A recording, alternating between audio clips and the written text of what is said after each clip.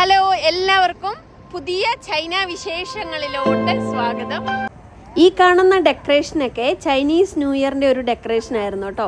Chinese new year നിങ്ങൾക്ക് എല്ലാവർക്കും അറിയാലോ, ഈ വർഷം ജനുവരി 29 ഏകദേശം ഫെബ്രുവരി 12 വരെ എല്ലായിടത്തും ഹോളിഡേയ്സ് ആയിരുന്നു. ഇപ്പോൾ ഏകദേശം തിരക്കൊക്കെ കഴിഞ്ഞു. ഇവിടെ ഒന്നും ആൾക്കാരില്ല. ഇന്ന് ഞാൻ വന്നപ്പം ആൾക്കാരെ ഒന്നും കാണുന്നില്ല. ഇവിടെ കുറച്ച് വയസ്സായ ആൾക്കാർ ഇതുപോലെ വർത്തമാനമൊക്കെ പറഞ്ഞ് ഇവിടെ ഇരിക്കുന്ന കാഴ്ച നമുക്കിവിടെ കാണാം. ഫുള്ള് റെഡ് മയമാണ് കേട്ടോ. ഇതുപോലെ ലാൻഡൈനുകൾ കൊണ്ട് എല്ലാ സ്ഥലങ്ങളും അലങ്കരിച്ചിരിക്കുന്ന ഒരു കാഴ്ചയാണ് നമുക്ക് എല്ലാ സ്ഥലത്തും കാണാൻ പറ്റുക. ഇപ്പോൾ ഇതാ ഇവിടെ കൂടെ വണ്ടി വന്ന് ഈ സാധനങ്ങളൊക്കെ അവർ റിമൂവ് ചെയ്തുകൊണ്ടേ ഇരിക്കുക. കുറച്ച് ദിവസം കഴിയുമ്പോൾ ഇവിടെ ഒന്നും ഉണ്ടാവത്തില്ല കേട്ടോ. എല്ലാവരും ക്ലിയർ ചെയ്യും.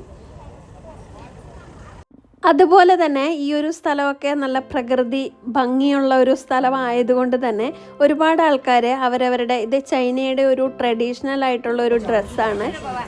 ഇതുപോലെ പെൺകുട്ടികളും വയസ്സായ ആൾക്കാരും എല്ലാവരും അവരവരുടെ ട്രഡീഷണൽ ഡ്രസ്സിൽ വന്ന് ഫോട്ടോഷൂട്ട് ചെയ്യുന്നതായ ഒരു കാഴ്ച നമുക്ക് ഇവിടങ്ങളിലൊക്കെ കാണാൻ പറ്റുമായിരുന്നു. ഇത് നോക്കിക്കേ, ഒരുപാട് പൂക്കൾ ഇങ്ങനെ, അത് ഫ്രഷ് പൂവാണ് കേട്ടോ.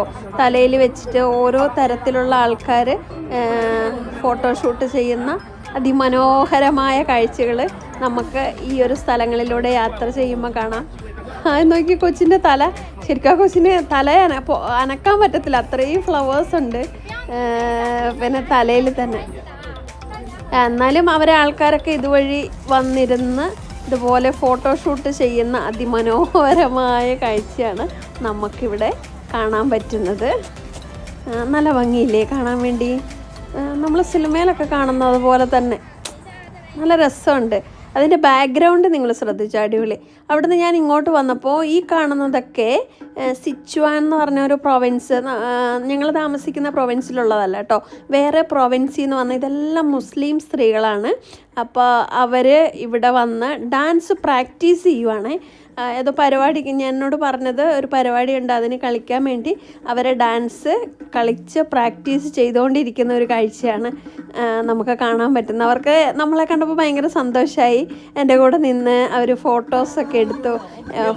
ഞങ്ങളുടെ കൂടെ ഒന്ന് ഫോട്ടോ എടുക്കുമോ എന്നൊക്കെ ചോദിച്ച് അങ്ങനെ ഫോട്ടോ ഒക്കെ എടുത്തു.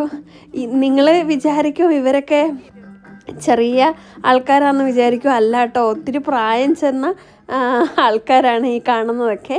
അവിടുന്ന് അവരുടെ ഡാൻസൊക്കെ ഇങ്ങനെ ഞാൻ കുറച്ച് നേരം നോക്കി കണ്ടുകൊണ്ട് നിന്നു. ശരിക്കും പറഞ്ഞിട്ടുണ്ടെങ്കിൽ നമ്മുടെ ഇന്ത്യൻ ഡാൻസിനേക്കാളും ടോട്ടലി വ്യത്യസ്തമായ ഒരു ഡാൻസാണ് കേട്ടോ. ഇവരുടെ ഡാൻസും സ്റ്റെപ്പുകളൊക്കെ വ്യത്യസ്തമായ ഡാൻസുകളൊക്കെയാണ്. അതിനുശേഷം ഞാൻ അവിടെ കുറച്ച് നേരം അവരുടെ ഡാൻസ് കണ്ടു നിന്നതിന് ശേഷം തൊട്ടപ്പുറത്ത് മാറി നോക്കിയപ്പോൾ നിങ്ങൾക്ക് കാണണോ, ഞാനൊരു സൂത്രം കാണിച്ചു തരാവേ. ശരിക്കും പറഞ്ഞാൽ നമ്മൾ അത്ഭുതപ്പെട്ടു പോകും. ചൈനീസുകാരുടെ ഈ ഒരു വയസ്സായ ആൾക്കാരുടെ ഒരു പ്രായത്തിൽ പോലും അവരെത്ര ആക്റ്റീവാണെന്ന് ശരിക്കും പറഞ്ഞാൽ സമ്മതിച്ചേ പറ്റൂ. കാണുന്നതൊക്കെ 70 വയസ്സിന് മുകളിൽ പ്രായമുള്ള ആൾക്കാരാണെന്ന് നിങ്ങൾ പറഞ്ഞാൽ വിശ്വസിക്കുമോ? ശരിക്കും ഞാൻ തന്നെ ഇവരോട് പ്രായം ചോദിച്ചപ്പോൾ അവർ പറഞ്ഞത് കേട്ട് ഞാൻ ഞെട്ടിപ്പോയിട്ടോ. ഇവരും ഒരു പരിപാടിക്ക് വേണ്ടി ഡാൻസ് പ്രാക്ടീസ് ചെയ്തുകൊണ്ടിരിക്കുകയാണ്. ഈ 75 വയസ്സുള്ളത് ഈ അമ്മച്ചിയാണ് ഇവരെ പഠിപ്പിക്കുന്നത്. അമ്മച്ചി പറഞ്ഞു കൊടുക്കുന്നുണ്ട്, അങ്ങനെ ചെയ്യണം ഇങ്ങനെ ചെയ്യണം എന്നൊക്കെ പറഞ്ഞുകൊണ്ട് അവർക്ക് പുതിയ പുതിയ സ്റ്റെപ്പുകളൊക്കെ പറഞ്ഞു കൊടുക്കുകയാണ്. പക്ഷേ ഈ ഒരു പ്രായത്തിലും ഇവരെയൊക്കെ നിങ്ങൾ ശ്രദ്ധിച്ചോ? ഇവർക്കിങ്ങനെ ചാടിയ വയറും അങ്ങനെയൊന്നുമില്ല. ഇവരെല്ലാം നല്ല ഫിറ്റായിട്ടാണ് ഇരിക്കുന്നത്. ഇവരെല്ലാ ദിവസവും വൈകുന്നേരങ്ങളിൽ ഇവർ എക്സസൈസ് ചെയ്യും കേട്ടോ. അതുകൊണ്ട് തന്നെയാണ് ഇവരുടെ ബോഡി ഇതുപോലെ ഇരിക്കുന്നത്. അതുപോലെ തന്നെ ചൈനീസുകാർ പിന്തുടരുന്ന വേറൊരു കാര്യം എന്താണെന്ന് ചോദിച്ചാൽ, 6 മണിയാകുമ്പോഴത്തേന് ഇവരെല്ലാവരും ഡിന്നർ കഴിഞ്ഞതിന് ശേഷം ഇവർ ഇതുപോലെ ഗ്രൂപ്പായിട്ട് എല്ലാ സ്ഥലങ്ങളിലും ഇതുപോലെ എക്സസൈസ് ചെയ്യുന്ന ഒരു പരിപാടി ചൈനയിൽ എല്ലാ സ്ഥലത്തും ഉണ്ട്. 7 o'clock ആ ഒരു ഡാൻസ് അവർ സ്റ്റാർട്ട് ചെയ്യും. ഞാൻ അതിൻ്റെ മുന്നേ ഞാനൊരു വീഡിയോ ഇട്ടിട്ടുണ്ട്. ഇനി ഞാൻ അടുത്ത ദിവസം പോകുമ്പോൾ ഞാൻ അതിൻ്റെ വീഡിയോ എടുത്തിടുന്നതായിരിക്കും. അതുപോലെ തന്നെ ചൈനയിലെ എല്ലാ സ്ഥലങ്ങളിലും നീറ്റ് ആൻഡ് ക്ലീൻ ആണെന്നുള്ളത് വലിയൊരു കാര്യമാണ്. ഇതൊരു ക്ലീൻ ചെയ്യുന്ന ഒരു വണ്ടിയാണ് ഇപ്പോൾ പോയത്. അതാ ഇവിടെ ഇതുപോലത്തെ വലിയ ഒരു ഗോപുരം നമ്മൾക്ക് കാണാൻ പറ്റും. അതിനുശേഷം ഞാൻ അവിടെ കുറച്ച് നേരം അതിൽ വഴിയെല്ലാം നടന്നതിന് ശേഷം ഞാൻ മെട്രോയിലാണ് ഇങ്ങോട്ട് വന്നത്. അപ്പോൾ മെട്രോ സ്റ്റേഷൻ വലിയ ദൂരം ഉണ്ടായിരുന്നില്ല, തൊട്ടടുത്ത് തന്നെയാണ്. അപ്പോൾ അങ്ങനെ ഞാൻ ഈ ഒരു ടൗണും നിങ്ങളെ കാണിച്ചു തരാവേ. ഈ ഒരു ഷൗഷിങ് എന്നാണ് ഈ ഒരു ടൗണിൻ്റെ പേര്. ഇവിടെ ടോട്ടലി വ്യത്യസ്തമാർന്ന ബിൽഡിങ്ങുകളൊക്കെ ഞങ്ങൾ താമസിക്കുന്ന സ്ഥലത്തെ നിന്നും തികച്ചും വ്യത്യസ്തമായിരുന്നു. ഒരു പുരാതന ശൈലിയിൽ നിർമ്മിച്ച കെട്ടിടങ്ങളും അങ്ങനത്തെ ഒരു വളരെ പഴക്കം ചെന്ന ഒരു സിറ്റിയാണ് കേട്ടോ ഇത്. അപ്പോൾ അവിടുത്തെ കുറച്ച് കാഴ്ചകളൊക്കെയാണ് നിങ്ങൾ ഈ കണ്ടുകൊണ്ടിരിക്കുന്നത്. അപ്പോൾ തൊട്ടടുത്ത് തന്നെ മെട്രോ സ്റ്റേഷനുണ്ട്. അപ്പോൾ നമുക്ക് മെട്രോ സ്റ്റേഷനിലോട്ട് പോകാവേ. അവിടെ കാണുന്ന ഇതാണ് മെട്രോ സ്റ്റേഷൻ. 2 സ്ഥലങ്ങളിലും ഇരുചക്ര വാഹനങ്ങൾക്ക് പാർക്ക് ചെയ്യാനുള്ള സ്പേസ് ഉണ്ട്. അപ്പോൾ മെട്രോ സ്റ്റേഷൻ ഞാൻ താമസിക്കുന്ന സ്ഥലത്തു നിന്നും 20 മിനിറ്റാണ് ഈ ഒരു മെട്രോ സ്റ്റേഷനിൽ ഇവിടെ വന്നിറങ്ങാൻ വേണ്ടി. ഈ 20 മിനിറ്റിന് 3 RMB മാത്രം മതി കേട്ടോ. മെട്രോയിലൊക്കെ ഭയങ്കര ചീപ്പാണ്.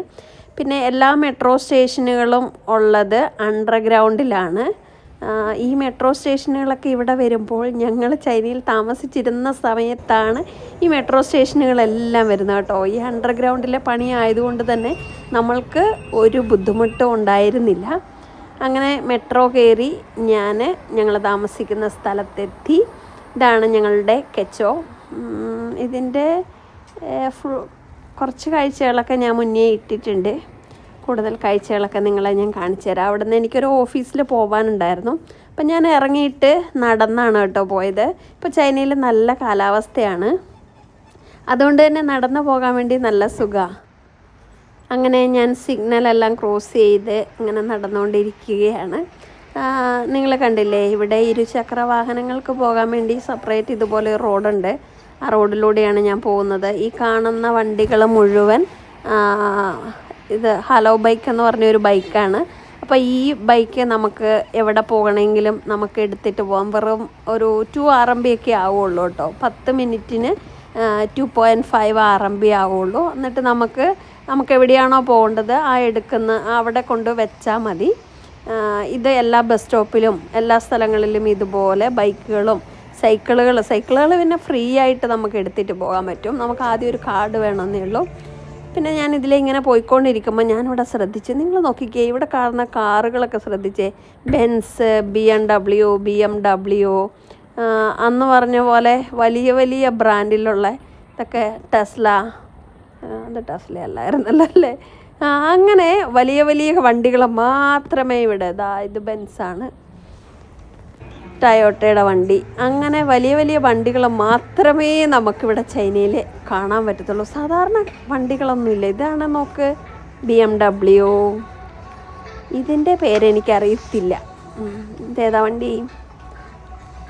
ഇത് ഫോക്സ് വാഗൺ, ഇത് ടയോട്ട, ഇത് റേഞ്ച് റോവർ. അങ്ങനെ ഞാൻ ഈ പാർക്കിങ്ങിൽ നോക്കിയപ്പോൾ എനിക്ക് തന്നെ ഞാൻ പലപ്പോഴും അത്ഭുതം തോന്നിയിട്ടുണ്ട്.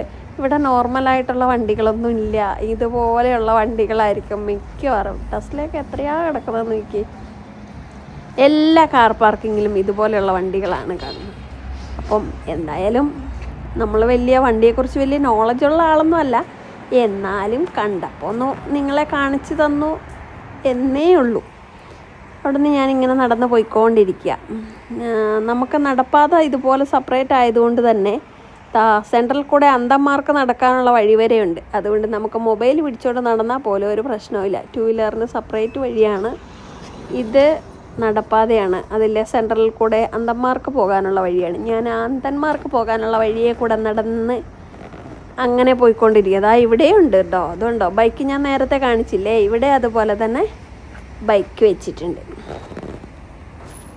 അപ്പോൾ ഇതൊക്കെയാണ് നമ്മുടെ ഇന്നത്തെ ചൈന വിശേഷങ്ങൾ. അങ്ങനെ ഞാൻ നടന്ന അവരുടെ ഓഫീസിലെത്തി, അവിടെ നിന്ന് അങ്ങനെ വീട്ടിലോട്ട് പോയി. അപ്പോൾ ഇതൊക്കെയാണ് ഇന്നത്തെ ചൈന വിശേഷങ്ങൾ. കൂടുതൽ ചൈന വിശേഷങ്ങൾക്കായി ചാനൽ സബ്സ്ക്രൈബ് ചെയ്യുക. Thank you.